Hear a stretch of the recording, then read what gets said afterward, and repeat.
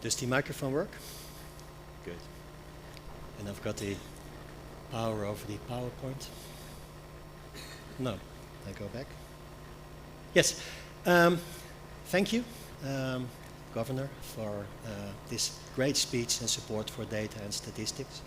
It's a real honor to be here and talk about statistics and data, a topic that's really close to my heart. I want to congratulate you on the centennial of the Bank of Chile. It's a very good, well-known institute, and also the statistics division is very well-known internationally. And hearing your support for data and statistics, I can see how that is possible. So it's great to be here. You talked about the 4th Statistics Conference in 2021. I participated in that. I was sitting in my living room in the Netherlands, virtually, because we couldn't get to work, and we all connected online. It was a great experience, but obviously it's much better to be here, see you all, talk to you, well, at lunchtime and the coming 2 days. So I'm looking forward to that. So, well, to state the obvious, because you all know this, and the governor already said this, central banks rely on timely and accurate data to fulfill their core functions, ranging from monetary policy and financial stability to supervision and payment systems oversight. So having good and accurate data is not a luxury, it's not only useful, it's essential for effective, efficient and trustworthy policy making.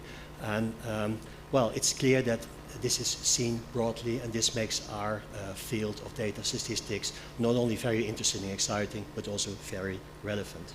So what I'll do, I'll give some oversight of statistics and data in central banks, but I'll focus on the new areas, on the 21st centuries, on the AI, on the big data, and see how much time I have to speak about that. Well, central banks, they're producers and users of data. Because of the roles as regulators, supervisors, and very specific roles like issuers of money and managing reserves, a lot of accurate, high-quality data is needed. But because also there's a lot of mandated reporting of financial institutions that gives you access to timely and reliable data, and that makes that it's possible to make these statistics. Financial data is a mirror of the real economy. It's showing the resources used in supporting economy. And here's a list of statistics. Well, the governor mentioned also a list of statistics. These are usually made by central banks. Not always. In some countries, balance of payments is made by statistical institutes, like in the US, in BEA, or in Norway. And sometimes central banks make more statistics like that, like in Chile, the national accounts. Other countries, national accounts are made in central banks. But more or less, this is what we see as the core of data and statistics in central banks. Well, that has to be complemented by other statistics like inflation, like unemployment, government fiscal data, sentiment data that is usually made by NSI, Ministry of Finance, and that gives the input to the mandate that central banks have, and that is expanding. So, well, the history. Well, we just heard about the history of the Chile Central Bank. This is obviously part of a large history of central bank data statistics. The first central bank was, most people say, the 7th century Riksbank in Sweden, shortly after that the Bank of England. And they also needed information about the status of the economy, but there were no formal statistics yet, those were developed later. So this was based on basically economic gossip, like merchant reports, gold flows, harvest reports. That was the way they collected data. Then after the Industrial Revolution, well, official and formal statistics started. The BLS at the end of the 19th century, they introduced wages and prices statistics. The Fed came into business in 1913, and also the Bank of Chile in 1928, I heard. Yeah, 25? 1925, started official statistics. Also, the IMF was established in 1944. We started our monthly financial statistics in 1948, and well, then basically regular statistical information was produced. So mid-20th century, computing power increased, economic modeling existed, and central bank developed formal forecasting tools, the Green Book, now the Teal Book, and in 1990s, data-driven policy really took off, inflation targeting, explicit policy targets. And apart from this giving point estimates and point predictors, also fan charts became in fashion, basically showing the uncertainty around estimates. The IMF introduced data dissemination standards. These are basically models to promote transparency. Transparency is really important of the economy. It builds trust in the public, policymakers, but also for the markets. And we have these tiers, EDDS, SDDS, SDDS Plus, that basically describe quality standards, how good and how transparent you are. Chile is SDDS Plus, the highest level. And these are really instrumental in promoting transparency and describing quality. Fast forward to this century, it's exciting. So much data is there. When I started statistics 30 years ago, no, even more, 35 years ago, well, statistician was not the most sexy profession. Now we call data scientists, and we are. And this is basically the same job. I mean, there's information, and we need to make estimates and transform that in information. But now there's all this big data, the Internet of Things, the large volumes, not only digital data, but also images, satellite data, and many more things are possible. And especially COVID-19 was a drive for innovation, because especially then, turning points were so important to detect. What's happening in the economy? Everyone was screaming for fast and quick information. On the other hand, surveys, household surveys were not possible. You could not go along the houses. So this was really a period where there was a lot of innovation and things started there. So I'll give more examples about that, also about granular data sets. Well, Remigio is in the audience. He will probably talk about the ECB. I think many countries in the world are jealous on the microdata that you have, but I think you'll talk about that later in your presentation. So we'll talk about microdata. No, not microdata, about big data and the new data sources, but also the traditional macroeconomic statistics are still very relevant and important. So that's the monetary and financial statistics. An example to the left, the balance sheet of the Central Bank of Chile. On the top, the assets, below the liabilities. Blue is international reserves, and orange is the claims on banks or the depository corporation. And in COVID times, you see the balance sheet expanded because of the special lending arrangement. And after COVID, that came down, and obviously there had to be some policy making to prevent inflation. So this is still a very important statistics, a traditional macroeconomic statistics produced. And so it's not only big data, it's also this kind of statistics. Financial soundness indicators giving information about stability. The example here is banking profitability, return on assets, and by making that for each country, making them international comparable, standardized data, countries can compare to each other, to groups like emerging markets, to advanced economies. And this is the kind of information that's also very useful in policy making. So these statistics that central banks make are not only interested for central banks themselves, but also for researchers, for investors, for analysts, and I think there are some of you here. Just some examples. FDI obviously is important for indirect investment, but not all FDI leads to economic activity, especially on SPEs, the special purpose entities. If it's invested in there, it's sometimes just for tax reasons, and it's important to split SPEs and non-SPE FDI from overall FDI. So I think you all know we published new manuals, BPM and SNA, this year, and SPEs are giving much more prominence. There's a good definition now.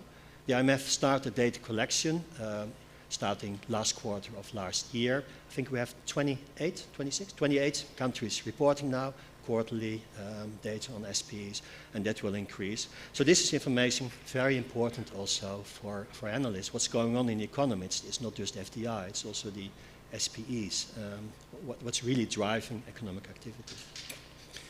A very relevant data set, especially in this area, is the data set to the right, the COFR, the currency composition of official foreign exchange reserves. This is basically for all countries in the world. We have insight in what the currency composition of the foreign exchange reserves are.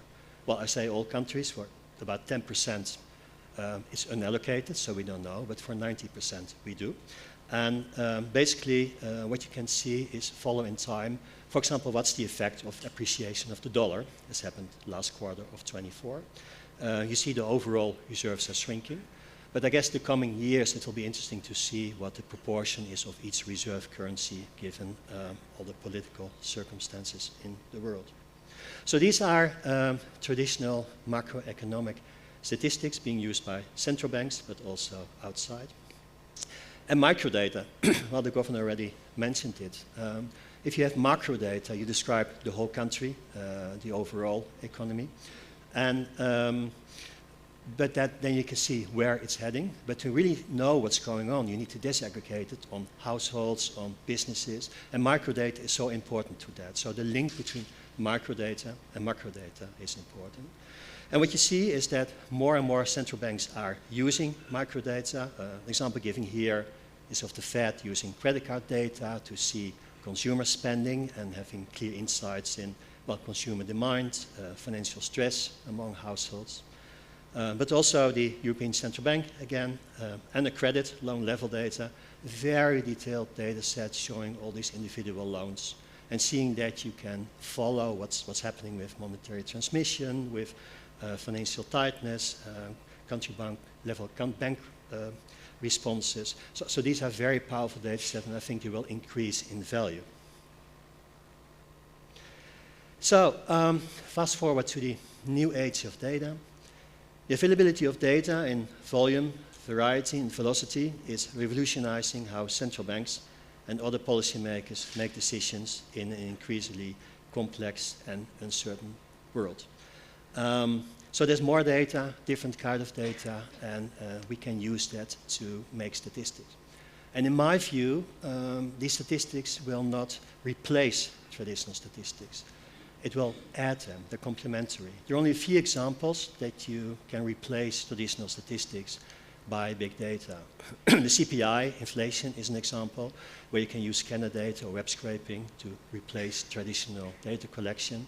There's some other examples. I show something on maritime trade later on in the presentation. But mostly the big data is useful to have timely estimates, granular data, and to complement the traditional statistics based on surveys and administrations. So, what is the added value of big data? I think there are three main topics. First, timeliness. Often you get much more timely information. The example to the left, and I'll come back to that later, is on GDP nowcasting. Many countries do not have quarterly GDP, or the data is very late. And there's a lot of interest in quick information on where the economy is heading. And there are many data sets outside there that give indication where it is heading. So that's why we're investing in nowcasting of GDP, and it leads to a much more timely information. Another use is granularity of data. Traditional data sets based, for example, on surveys are not very granular. That would be far too expensive. And using big data, you can have very detailed disaggregations of, in this case, in this slide, jobs, so vacancy in wage occupations like truck drivers, shop sales assistants, warehouse workers. But there's also mining of non-quantitative data, text mining. At the IMF, we're working on, well, semantic clustering. If you want to know quick predictions of where we're going, sentiments are very important. And using semantic clustering, looking at words in reports, and this time it's the Financial Times, that are connected to fear, and not having a predetermined list, but doing that statistically, you can fear and crisis, risk, you can see and have sentiment on where the economy is going. So this is the kind of application that big data are very useful in. Yeah, this we're very proud of at the IMF. This is called PortWatch. This is a system we developed based on so-called AIS data, automatic identification system data. These big container ships, bulk ships, tankers, they all transmit signals, radio signals, and in these signals there's the direction, the location, the height above the water, and some other information. And by following that, real time, you can see what ships' movements are doing. And together with the University of Oxford, we match that with trade, so trade data, you know what the international trade data is. And 80% of international trade in goods is done via these ships for a maritime trade. So it gives good information on how trade is developing, really nowcasted information. So things you can do with this, for example, the slide, the graph to the right is the Suez Canal. This information for ports, so we follow ports, how many ships go in and go out, and what does that with trade. 1,600 ports, 26, 28 choke points, like the Suez Canal, like the Panama Canal. You can see how trade's developing. 7 days after the period, you've got reliable information. And here you can see at the slide that when the trouble started, October, November 24, in the Red Sea, well, trade went down through this Suez Canal and trade around Good Hope went up. Down you see the effects of the drought in the Panama Canal, but we've got similar graphs, for example, when the ship in Baltimore Harbor blocked all the traffic there. So apart from following shocks, so seeing what's happening, you can also do scenarios because all these trade links are linked between ports. And you could do all kind of climate scenarios. Support there's a big flood or disturbance in the port somewhere in Asia. What does that mean to trade in other parts of the world? And 2 weeks ago, we introduced a trade monitor that basically 1 week after the period, so 1 week after a month or a quarter or even a week, you can see how trade has developed. And I guess especially in this area, it's very interesting to see that very closely. Well, this gets a lot of attention in newspapers by journalists. But for example, this is another example where official statistics are made. A country like Somalia makes official statistics by using this tool and replaces their traditional trade data based on Portwatch. So, well, all my examples are basically a mix of complete, in progress, or plans. This one was complete. This was in progress, but still also a lot in production. This is DDP nowcasting again. So what is the additional information that we have? Well, to the right we see nighttime light data. This is data, well, how much lights there are in the night. And this is often an indication of construction, investment in infrastructure, but also electricity grids. It's also an indication of rural areas being taken over by urban areas. So it gives insight in economic activity. Google Trends is also an example. Search words in Google. In the Botswana example, tourism is very important. So if you monitor the search for words tourism and Okavango Delta, etc., you can give an insight where tourism and hence the economy in Botswana is going. Botswana exports diamonds, and if you look at the economic indicators of the two major importing countries, it also gives information. So NO2 emissions for transport, also for informal trade, measuring informal trade across country borders. So bringing all this together, you can have nowcasts of GDP. At the IMF, we're doing this a lot for our own purposes, but we're also helping countries to improve this. And this is an area in progress, but it's clearly something where timely data can be made. So this is even more in progress. Need some water. We're doing this with the geospatial community. I was in Mexico last year and well, visiting the geospatial community, and this has led to even more collaboration. This is with ESRI. Risks are important to look into financial stability. What we do here in this dissemination platform is make a very granular geospatial platform. This is South America, obviously. Map the riverine flood risks, so the risk of rivers flooding, and match that with things at exposure. In the graph here, it's population, but you can do the same thing for GDP, gridded GDP, etc. And by combining that, you get an insight, what is at risk? So then you always look at 100 years, so the probability of the floods is 1%. But if that would happen, what's the exposure, what would be damaged, and then you get graphs like this. And that directs adaptation efforts, but also risk analysis. Again, the ECB has done wonderful work because the data sets are there, but we're trying to bring this to the whole world.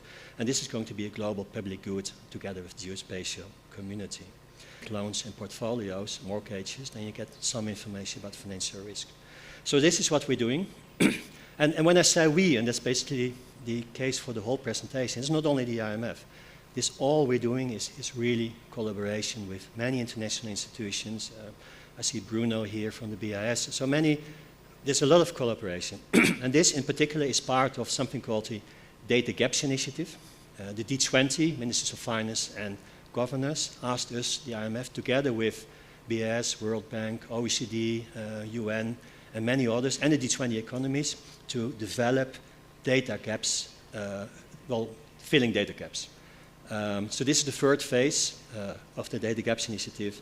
We'll have a meeting in South Africa next week or the week after, where all the results are coming together. This will be one of it. And, well, when I say we, it's not only the IMF. It's really working together. Oh, there you are, Bruno. It's really with many others. Okay. So this is Bolivia. This is another example of the physical risk, the riverine floods for population and GDP.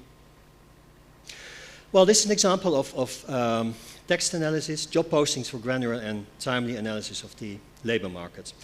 If you do surveys, you can ask, of course, what are the vacancies. You can ask businesses, or you can ask people what they're looking for. But what we have access at the IMF is to LinkedIn and Indeed data. So this is, web-based vacancy postings. And if you can use that, for example, to analyze the evolution of the greener employment, what green jobs are coming into focus, analyze tightness in the labor market to see what jobs are required, but also the emergence of new skills by industry and occupation. What we see here is the concentration of LinkedIn members in financial service with AI skills, and you see it goes up both for the advanced economy and the emerging markets. So this also, first of all, is much lower than I thought. So I guess it will increase a lot the coming time. But it's also clearly a limitation of big data. I mean, not everyone is on LinkedIn, and indeed doesn't represent the whole country. So when you do the analysis of the LinkedIn and Indeed data, you have to be sure that, well, that's the representation population, it's not the whole country. I'm still doing well on time? Patricia? What's that? 10 minutes. Okay, I'll speed up a little bit, so I'll choose a little bit what I'm going to tell. Another example of text for real-time monitoring. We're looking at, these are two indicators used a lot, the World Uncertainty Index and the Financial Stress Index. We looked at the Economic Intelligence Unit reports on countries. We search for words in there, for example, linked to financial stress. So this is bailout, non-performing loans, stress, whatever. And if you count the number of words, follow that in time, you get an indication of uncertainty development in the world or financial stress developing. There's a lot of use of that information because it gives this early indicator where the economy is heading. There are links in the presentation. I guess the presentation will be shared. And if you click on the links, you see the examples of where this data is used. And it gives this clear early indicator where we're going. Cryptos. This is really in development. We all know it's relevant. It's important. I mean, you need to know as regulators what's happening. Is there capital flight? Is there currency substitution, money laundering? So we need to find a way to get this data. Well, we're working on this in the Data Gaps Initiative. The results will not only be ready for the G20, but also broader. The problems are, of course, that they're not always regulatory frameworks. There's no single issuer, so we need to rely on data collection from crypto exchanges, wallet providers. That's not always easy. Well, at least we agreed on the templates, what data should be. That was a big success, I think, of a workshop held lately. But it's still a lot of work to find out how we can actually get the data. So solutions are looking to the blockchains ourselves, having commercial providers doing that, but also looking at text data, which is probably an underestimate. And what we're doing in Brazil, and that's where the picture are from, is looking at foreign exchange contracts. So at least you can see how much bitcoins and other cryptos are bought in the country using foreign exchange contracts. And there in Brazil, you see it's really going up. Cross-border crypto outflows means you buy cryptos and you send out money, and it's really going up. And we need to work on this because it's really relevant information. At the IMF, we introduced the Big Data Center, and basically this is supposed to be a center of excellence. It's only 7 people, so we cannot do big data for the whole world, and that's not the idea. But they're good people, they have a lot of knowledge. So we give courses. We did one in Mauritius last week. Kigali earlier, we'll do one in Paraguay, in China, in Vienna, other places. We also bring in this knowledge in our technical assistance work. For example, the Sportswitch tool, we're helping countries to use it. We produce our own products, the ones that I showed before, but we really also want cooperation with other institutions to together see what all these exciting new data sources and AI techniques can bring us and how we can help that. So this is not meant to do the big data for the whole world. It's meant to be a center of excellence, working together, cooperation, and see how we can do. So what more is the IMF doing? Well, we're a global institution, and we're helping shape the future of economic data governance by improving the quality of data and the processes that make it accessible, interoperable, and policy ready. I guess almost all in this room have contributed to this, the new SNA and BPM manuals. I think it's really a compliment to us all, to the whole statistical community, that we were able to take this off. The old manuals were 17 years old, and it was high time we replaced them. Official data like GDP, current account balance, household savings, were all based on manuals of 17 years old. And if you look into these manuals, the word internet is not there. The word digital is mentioned twice because of a digital camera. So that means really modern developments are not in the present manuals, and we had to change them. And so after years of work, a lot of cooperation, these manuals were approved, and that's a great thing that we can be proud of, and that will be the basis for future statistics. Implementation will be 4 years from now around. We're also working on new MFS and GFS manuals. Will also be ready the coming years, and that will mean have a new suite of methodological manuals, really underlying, comparable, well-defined data. So, as the governor said, it's great to have data, but it should be trustworthy, the quality should be high, you should do it in an ethical, correct way. So quality is very important. And quality meant something else 20 years ago than now with all new developments. So we're working on new quality assessment. We try to, build on early work, for example, by the OECD, as you heard here. And this quality framework is the basis for our dissemination standards, but also for audits. At present, we're having, for 10 countries in Africa, we're looking at public sector debt statistics. We're applying this framework to see whether the preconditions, the methodology, etc., are right. It's also the base of our ROSC sessions, audit type investigations, or not investigation, analysis we're doing in Cambodia and Mauritius at the moment. And all new developments are built into this quality assessment framework. Well, like you did in Chile, we have a new IMF data portal. We launched it 2 months ago. Basically, all the data of the IMF can now be found in one place. And you would expect that was already the case, but it was not. And also the data are now well described, and the metadata is consistent. It is now. And that's important. It's also ready for APIs, for open data. And we talk about communication also later today or tomorrow. We also introduced something called data briefs, so we're going to tell stories about our data to market it, of course, that it's better used, and also to show how it can be used to have the right interpretation. But one of the main examples is that this makes our data AI ready by publishing it in this way, using STMax, using the open data.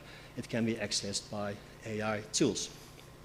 So basically, what is making data AI ready? Well, it should be findable, so it should be open data. The rights should be well defined. There should be a clear metadata description, structured, and we're using STMX. It should be an API, so to be machine readable. And that's about it. So we're helping many countries making data AI ready.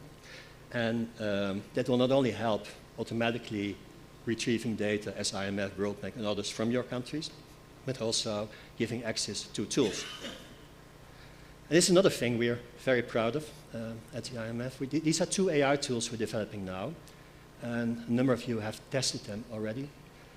The first one is called StatsGPT, and that's, of course, a bit of a wink to ChatGPT. I'm not sure this will be the final name, but if you go to ChatGPT now, and you ask ChatGPT, please You don't have to say please, but I always do. Give me economic growth for the last 5 years for all G7 countries. Within a split second, you get a table with the right G7 countries with the last 5 years. And with data that looks plausible. I mean, the US high, Germany lower. And when you don't look into it, you don't see that all the data are wrong. Every single one of them. And that's because LLMs, they don't think, they just do probabilistic exercise. What's the most logical, natural next thing to show? And that's very dangerous because I'm not sure about the future, but I don't see in the future many people will go to websites and look into databases. That's not the way people find data these days. At least my kids are not, and I guess most people are not anymore. So people will go to these LLMs, and we need to find ways to disseminate our data in a way that people find it where they look for them. So that's why we make StatGPT. Basically what it does, you can talk to it in natural language. Is the economy in crisis in Finland? Are prices rising in Bangladesh? Well, you can ask all kinds of questions, and it's basically you get a dialogue, and then that doesn't give a point estimate, but it creates a query, an STMX query, on a trusted database. So instead of giving an answer, it gives a query on data set that we trust. And in that way, you can have no hallucination. Obviously, you may not always get the answer you want, but at least you get not a wrong answer. So that's something we're developing. 100 people outside the IMF have tested this. Some of your institutes have done that. We hope to launch it in the fall. It will still be beta, but I think it's important. Obviously, we're working together with tech companies. We talked to Google last week to see whether they're doing something with the data Gemma that's comparable. We don't want to develop something that's already there, but thus far it seems very worthwhile to develop this. And this is not a signal that I should speed up, right? Okay, so that's great. So we hope to move that into production later on because it really makes our data findable in a way where people look for data. The other ones talk to the manuals. I was just telling proudly how great we did as statistical community in making these SNA and BPM manual. The SNA is 1,250 pages, BPM 1,000. I'm not sure anyone has, maybe Sanjeev, but I'm not sure anyone has read all the pages. So it's very hard to really get in your head all this methodology. And it's exactly hard for people in small countries with few compilers with high turnover. So what Talk to the Manuals did, oh, there's an A missing, is basically you can ask questions in natural language, like how to treat unallocated gold reserves, or how to treat factory-less production in current accounts, or you can all methodological questions. And what it does, it gives an answer, but there can be hallucination there, it's just an LLM. But what it also does is points you to the parts of the manual where it gives the answer. And there you can read it yourself. So this is an important thing to help compilers, especially with in difficult circumstances, to implement the new SNA and BPM better. All the other manuals are there too, all the old manuals. And also for users to understand the data better. So this is ready. I've got it on my laptop if anyone wants to see it. But we want to be sure it doesn't hallucinate too much. But also after the summer, we try to publish this. So as I said, partnerships are incredibly important in doing all this. I want to show a few before I finish. This is a partnership that really helps us, but also, well, the OECD, the European Bank, and many others, the World Bank, to access private data. So this is a partnership where about 30 private companies and 12 international organizations have a framework for getting access to private data. So these are companies like Google, Microsoft, ESA, LinkedIn, Esri. And there's a legal framework about copyrights, about access, users. There's secure RT architecture. We don't pay for the data, so companies obviously decide what data to provide. But for us, it's a very good framework to have access to this data and to really ensure we can do all the analysis. And this can be replicated, I think, on the national level. Microdata, and Chile is a leader in that. You did such a great job in bringing all this microdata together from households, from companies, tax data. And by bringing it together, by linking it, by a common identifier, it's such a rich resource. to have understanding better what's going on in the macroeconomic statistics, do research and analysis. So obviously also the IMF wants to have access to that data for our research, do common research with central banks. But this data is obviously also very sensitive, and we need to look in privacy and all ethical considerations. So things we're doing is to look into secure access. And one of the things that's very promising is so-called remote code execution, which basically comes down to the IMF or another organization sends a query to, in this case, Central Bank of Chile, and the Central Bank of Chile executes the code and sends us back the results, and we can publish together. And in this way, we don't have access to the confidential information, but we still can do the analysis. Some countries we just visit and go to secure rooms where you don't have access to internet, etc. But there's also a very promising field about encryption, homomorphic encryption, secure multi-party computation, all kinds of new techniques that give you access to data, and because of the increasing computing power, this will be bigger. So having access to microdata, we need to do it ethical, so it needs to be well done, but it's so rich and so promising that we will look into this. There's a conference in Colombia, beginning of August, showing all the results. And in the case of the D20 Data Gaps Initiative, this will be presented in South Africa, not next week, but the week after. We have a so-called Data Access and Sharing Maturity Assessment. It's built on work by Eurostat. And here you can see on all kinds of dimensions, legal, strategy, technology, governance, what's the situation around access to data and sharing data. By seeing that, you can benchmark your own country, but also it gives you an idea how to improve and do things better. So this tool, again, will not be only for the D20, it will be shared broadly. My last slide. Well, data is at the core of central banking policymaker. It's so important, and again, this was heartwarming to hear you talk about that. If the leadership sees this, it really helps. Data is important. We're in a great field to work. It's great to be a statistician in this area. As a global organization, IMF is enabling innovation with tools like Portwatch, CDP Nowcasting, ChatGPT, our big data center. But it's not us alone. I mean, we cannot do it alone, and we don't want to do it alone. So partnerships are essential. Partnership with international organizations, with countries, but also with the private sector. And this is not always easy, but it's very worthwhile, and well, it's really fun to do that. So a call to action. Let's continue to build a modern, interoperable, and policy-ready data ecosystem together. Thank you.